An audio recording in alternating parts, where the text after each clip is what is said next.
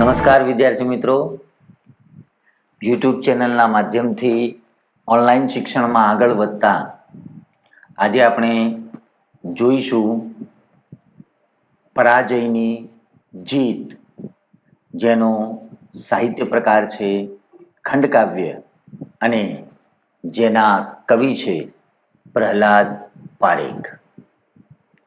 કવિ પ્રહલાદ પારેખ દ્વારા આ જે ખંડકાવ્ય રચાયું એ સાહિત્ય પ્રકાર તરીકે અગાઉ આપણે ચક્રવાક મિથુન કવિ કાંતનું ખંડકાવ્ય જોયું હતું, ત્યારે પણ આપણે સાહિત્ય પ્રકાર તરીકે ખંડકાવ્યની ચર્ચા કરેલી.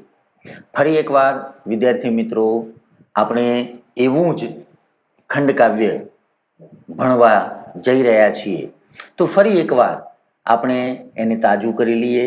કારણ કે ગુજરાતીમાં જુદા જુદા પ્રકારના પદ્યના જે સાહિત્ય પ્રકારો છે એ એની રચનાની દ્રષ્ટિએ કેવી રીતે વિશેષતા ધરાવે છે, શું કંઈ એમાં જુદાપણું બીજા કાવ્ય પ્રકારો કરતા છે, અથવા તો ખાસ એમ કહી શકાય કે આવા જુદા જુદા કાવ્યના જે સાહિત્ય પ્રકારો છે એ સાહિત્ય પ્રકારોની વિશેષતા શું, એનો આછો પાતળો પણ આપણને ખ્યાલ હોવો જોઈએ.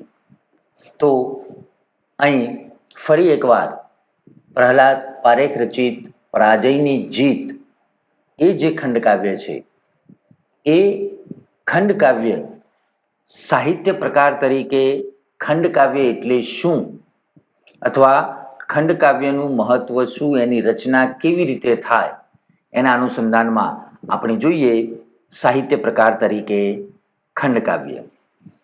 તો વિદ્યાર્થી મિત્રો, ખંડકાવ્ય એ મહાકાવ્ય અને આખ્યાન કાવ્યથી નાના કદનું પ્રસંગ પ્રધાન કાવ્ય છે. આમ તો સીધે સીધું આપણે ખંડકાવ્યનો જો અર્થ કરીએ તો ખંડ એટલે ભાગ, વ્યક્તિના જીવનની જુદા જુદા પ્રકારની ઘટનાઓમાંનો કોઈ એક ચોક્કસ ભાગ, કોઈ એક એવો ચોક્કસ પ્રસંગ જેને કથાવસ્તુ તરીકે લઈ કવિ ખંડકાવ્યમાં એ નિરૂપે છે. અને એ ખંડકાવ્યનું વિષય વસ્તુ પુરાણો ઉપર પણ આધારિત હોય, રામાયણ મહાભારતની કથાઓ ઉપર પણ આધારિત હોય, પ્રકૃતિના તત્વો ઉપર પણ આધારિત હોય, પણ સાથે સાથે એ પ્રસંગનો જે હાર્દ છે એની અસરકારકતા એ ખંડકાવ્યમાં રજૂ કરે છે. એટલે જીવનના કોઈ એક ચોક્કસ ભાગને, કોઈ એક પ્રસંગને કવિ ખંડકાવ્યમાં વર્ણવે છે, અને એ ખંડકાવ્યનું જે વિસ્તાર છે એ આપણે સામાન્ય પદ, ભજન કે ઉર્મી કાવ્ય કે સોનેટ કે ગઝલ એવા સાહિત્ય પ્રકારો કરતા એનું કદ થોડું વિશાળ હોય, મોટું હોય. પણ મોટું એટલે કેટલું? મહાકાવ્ય અને આખ્યાન ખંડથી નાના કદનું. એટલે પદ, ભજન, ઉર્મી કાવ્ય, સોનેટ આ બધા કાવ્યો કરતા એનું કથાવસ્તુ વિસ્તૃત હોય, પણ મહાકાવ્ય અને આખ્યાન કાવ્ય કરતા એનું કદ નાનું અને ખાસ વિદ્યાર્થી મિત્રો એ પ્રસંગ પ્રધાન કાવ્ય છે. એટલે વ્યક્તિના જીવનમાં બનનારી કોઈ પણ ઘટના કે કોઈ પણ પ્રસંગને એ વર્ણવે છે. ખંડકાવ્ય એ રીતે આપણે જોઈએ તો એક કથા કાવ્ય જ કહી શકાય. એટલે કોઈ પણ એક ઘટના કે પ્રસંગની કથાને કવિ પોતાની રીતે વિસ્તારી અને સાહિત્યમાં એને લઈ આવે છે. માનવ જીવનના એમાંય પ્રસંગો કયા હોય? તો માનવ જીવનના કોઈ એક અતિ અગત્યના અને ઘેરી કટોકટી ભર્યા પ્રસંગને વિષય તરીકે પ્રયોજે છે. એટલે અગત્યનો હોય અને એમાં એક ઘેરી કટોકટીના પ્રસંગોમાં જે હૃદયના ભાવો છે એને અસરકારક રીતે કવિ એમાં મૂકી આપે છે. અને એ જ ખંડકાવ્યનો મુખ્ય વિષય હોય છે કે એમાં વ્યક્તિના જીવનનું કોઈ એક અતિ અગત્યનું હોય એવું, અથવા જે કટોકટી ભર્યો પ્રસંગ છે એવા પ્રસંગને કથાવસ્તુ તરીકે પસંદ કરી અને પોતાની રીતે છંદોબદ્ધ રીતે એ ખંડકાવ્યની રચના કરે છે. એટલે ખાસ આ પણ ખંડકાવ્યનું એક મહત્વનું જમા પાસું કહી શકાય. એમાંય ખાસ કરીને કથાને આલેખવા કરતા પાત્રના મનોમંથનને આલેખવા તરફ કવિનું ધ્યાન કેન્દ્રિત હોય છે. એટલે જે કથા છે એ કથામાં આવો જે કટોકટી ભર્યો પ્રસંગ હોય, અતિ અગત્યનો પ્રસંગ હોય, એમાં જે તે પાત્રનું મનોમંથન છે એને બહુ વિસ્તારી અને અસરકારક રીતે આવા ખંડકાવ્યમાં કવિ મૂકી આપે છે અને એના ઉપર જ એનું ધ્યાન કેન્દ્રિત હોય છે. ખંડકાવ્ય આમ આપણે જોવા જઈએ આમ તો ખંડકાવ્ય સાહિત્ય પ્રકાર તરીકે વિકસાવવાનું શ્રેય આપણા ગુજરાતીના જ સાહિત્યકાર એવા શ્રી કવિ કાંતને ફાળે જાય છે. પણ ખંડકાવ્ય જે રીતે કવિ કાંતે ગુજરાતી સાહિત્યમાં લાવ્યા એ કોને અનુરૂપ છે અથવા કોને મળતું આવે છે એના અનુસંધાનમાં આપણે જોઈએ તો ખંડકાવ્યનું જે રચના વિધાન છે એ ગ્રીક ટ્રેજેડી કરુણાંતિકને મળતું આવે છે. એટલે ગ્રીકમાં જે ટ્રેજેડી કરુણાના જે પ્રસંગો છે એ પ્રસંગોને અનુરૂપ એને મળતું આવતું હોય એવા પ્રકારનું આ કાવ્યનું સ્વરૂપ કવિકાંત ગુજરાતી સાહિત્યમાં લઈ આવ્યા છે. એટલે ગ્રીક ટ્રેજેડીમાં જે પ્રકારે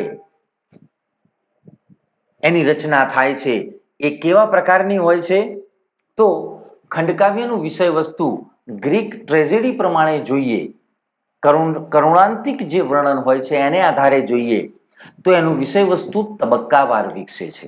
એમાં પહેલો તબક્કો વસ્તુ વિસ્ફોટ, એટલે જે તે ઘટના કે પ્રસંગને કવિ એકદમ આમ સ્ફુટ કરી આપે, શું વર્ણન કરવા માંગે છે, શેની રજૂઆત કરવા માંગે છે. એનો જે બીજો તબક્કો છે એ વસ્તુ વિકાસ, એટલે જે કથા વસ્તુ કવિએ પસંદ કર્યું છે એનો ક્રમિક વિકાસ થાય. કવિ જે પ્રસંગના હાર્દને વર્ણવવા માંગે છે એ તરફ ધીરે ધીરે ધીરે ધીરે ગતિ કરતા આગળ જાય.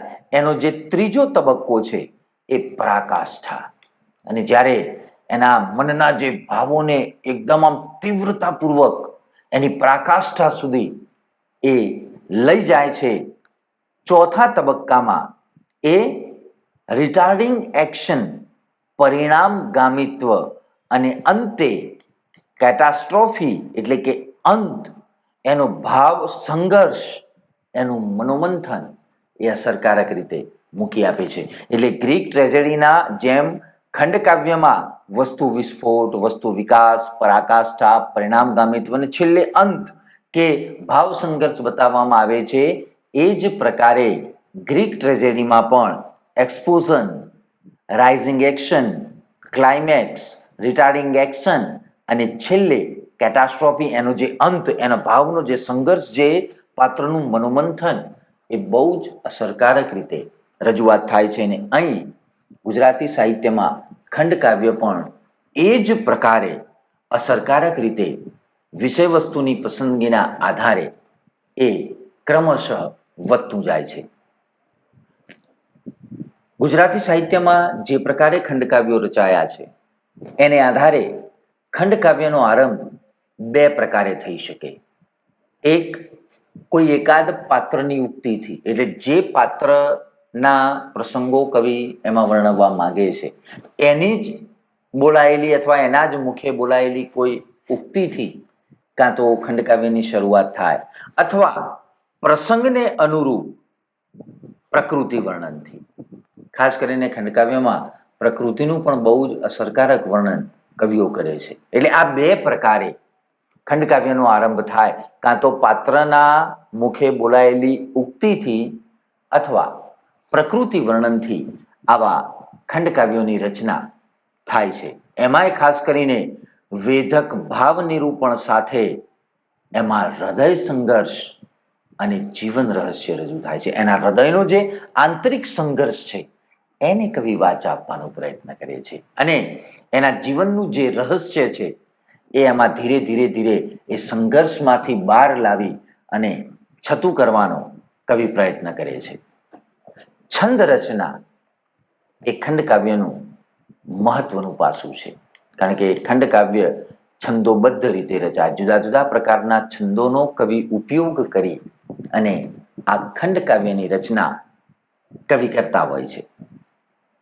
કાવ્યમાં ભાવ અને પ્રસંગને અનુરૂપ જુદા જુદા છંદોનો ઉપયોગ થાય છે. એટલે જેવા પ્રકારનો ભાવ, જેવો પ્રસંગ, એ ભાવ અને પ્રસંગને અનુરૂપ કવિ જુદા જુદા પ્રકારના છંદો કાવ્યમાં પ્રયોજી એને વધુ અસરકારક બનાવવાનો પ્રયત્ન ખંડકાવ્યમાં થતો જોવા મળે છે. મેં તમને અગાઉ કહ્યું એમ ગુજરાતી સાહિત્યમાં ખંડકાવ્યના સાહિત્ય સ્વરૂપને નિપજાવનાર, એટલે કે સૌ પ્રથમ પહેલવેલ્યુ આવું ખંડકાવ્ય લખનાર અને સફળતાપૂર્વક પ્રયોજનાર, અને જેને ગુજરાતી ભાષામાં બહુ જ સફળતાપૂર્વક પ્રયોજ્યું છે એ કવિ કાંત મણિશંકર રત્નજી ભટ્ટ હતા. વિદ્યાર્થી મિત્રો ખાસ યાદ રાખજો, કવિ કાંત એ ગુજરાતી સાહિત્યના ઉત્તમ કવિઓમાંના એક. એમણે જ આ ખંડકાવ્યના સાહિત્ય સ્વરૂપને ગુજરાતી ભાષામાં લાવે, એટલે ગુજરાતી ભાષાને આવા સાહિત્ય સ્વરૂપની ભેટ મળી છે અને એ કવિ કાંત દ્વારા. અને કવિ કાંતે એક એકથી ચડિયાતા જે ખંડકાવ્યો લખ્યા છે એમાં અગાઉ આપણે ખંડકાવ્ય કવિ કાંતનું જ ભણી ગયા, ચક્રવાક મિથુન એ એમણે રચેલા શ્રેષ્ઠ ખંડકાવ્યોમાંનું એક. એના ઉપરાંત એમણે ઘણા ખંડકાવ્યોને એ સિવાય પણ સાહિત્યમાં એમણે પોતાની સેવાઓ પોતાની કલમ દ્વારા આપી છે.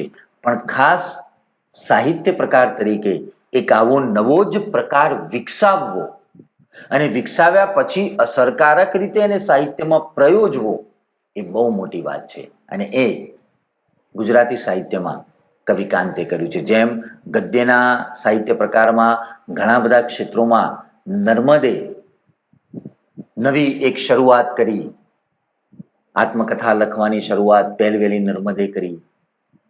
એમ ગદ્યમાં જેમ નર્મદ એ ગદ્ય યુગનો સર્જક કહી શકાય, એમ કાવ્યમાં કવિ કાંત એમણે આવા ઉત્તમ પ્રકારના સાહિત્ય સ્વરૂપની ખોજ કરી અને ગુજરાતી સાહિત્યને ભેટ ધરી છે. એ આપણા માટે બહુ મહત્વનું છે. આમ વિદ્યાર્થી મિત્રો, ખંડકાવ્ય રચનાની દ્રષ્ટિએ કેવી રીતે ગ્રીક ટ્રેજેડીનું સમર્થન કરે છે, ઉપરાંત ખાસ એમાં જે ભાવ સંઘર્ષ, એના અંતમાં જે સંઘર્ષ, વ્યક્તિના આંતરિક સંઘર્ષનું જે નિરૂપણ કવિ કરે છે એ બહુ જ ઉમદા અને અસરકારક છે. આમ સાહિત્ય પ્રકાર તરીકે ખંડકાવ્ય રચનાની દ્રષ્ટિએ જીવનના કોઈ એક ભાગને, કોઈ એક પ્રસંગને કવિ પસંદ કરી અને એની રજૂઆત કરે છે, એ આપણે આ ખંડકાવ્યમાં જોયું.